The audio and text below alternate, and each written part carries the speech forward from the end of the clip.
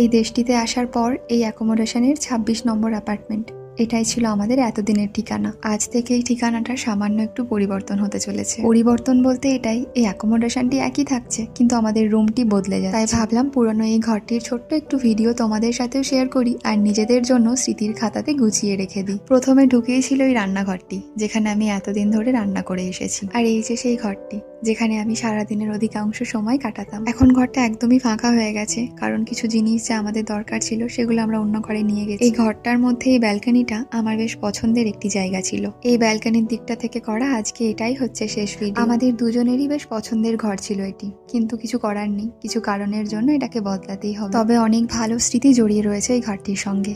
আর হয়তো কখনো এই ঘরে আসা হবে না। পুরনো কিছুকে ছাড়তে গেলে একটু মন খারাপ তো হয়, সেরকমই ছিল আমাদের সেই দিনটি। তবে আবার নতুনকে পাওয়ার সেটারও একটা আলাদা আনন্দ আছে। এই নতুন ঘরটা আগে একটু গুছিয়ে নিই, তারপর তোমাদের সাথে নিশ্চয়ই শেয়ার করব।